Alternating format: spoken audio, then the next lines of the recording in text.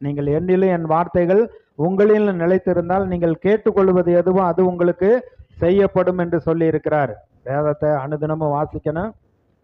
அடுத்து அவருடைய சித்தம் என்னங்கிறத நன்கு அறிந்து நம்ம செயல்படணும். நம்ம ஆராதிக்கிற தேவன் ஜீவன் உள்ளவர்.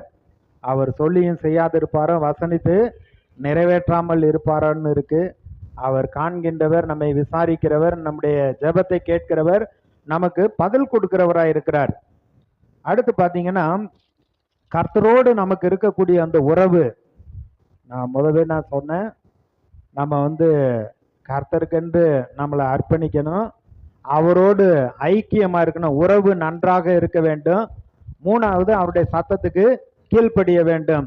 நமக்கும் கர்த்தருக்கும் இருக்கக்கூடிய அந்த உறவுல அது பார்த்தீங்கன்னா சீரா இருக்க வேண்டும்.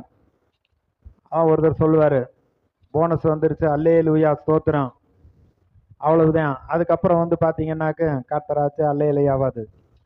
பிரச்சனைகளை பார்த்து அப்படியே சோர்ந்து போயிடுறாங்க. நல்லா ஓடி நல்ல வருமானம் நல்ல காரியங்கள் நடக்கிறப்ப கர்த்தருக்கு சொல்றது, நன்றி சொல்றது ரொம்ப ஈஸி. சோதனையின் மத்தியில, பிரச்சனையின் மத்தியில நம்ம கடந்து போறப்ப கர்த்தர் என் கூட தான் இருக்காரு, எனக்கு வெற்றி கொடுக்கத்தான் இருக்கிறாரு, நான் வெக்கப்பட்டு போக மாட்டேன்னு சொல்லி கர்த்தரை சார்ந்து கொண்டு கர்த்தருக்கு நன்றி சொல்றது இருக்கு, அதுதான் உண்மையான நன்றி சொல்லுதல். நம்முடைய வாழ்க்கையில தேவனோடு இருக்கக்கூடிய உறவு அது சீராக இருக்க வேண்டும். ஒரு நாளைக்கு மேலே போகிறது அப்புறம் பாதாளத்துக்கு போகிறது அப்படி கிடையாது. ரொம்ப விசுவாசத்தில் பேசுறது, அதுக்கப்புறம் விசுவாசமே இல்லாமல் அப்படி போகக்கூடாது.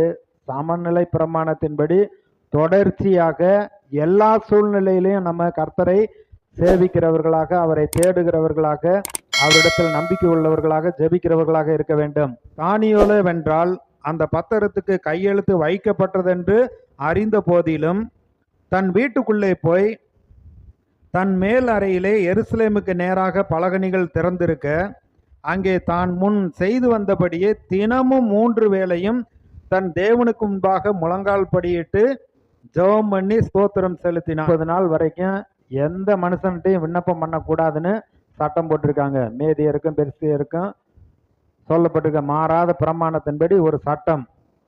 அந்த சட்டம் தானியலை மாட்டி விடுறதுக்காகவே கூட இருக்கிற ஆட்கள்லாம் ராஜா கிட்ட சொல்லி ஏற்றப்பட்ட சட்டம்.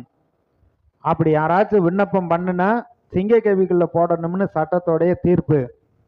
இது அறிந்தும் ராஜா கையெழுத்து போட்டிருக்கிறதையும் அறிந்திருந்தும் இவன் தானியல் போய் வழக்கத்தின்படியே மேல் வீட்டு அறையிலே ஜன்னல் திறந்திருக்க கர்த்தரை நோக்கி பார்த்து விண்ணப்பம் பண்ணி ஸ்தோத்திரம் பண்ணி ஜெபம் பண்ணுகிறான்.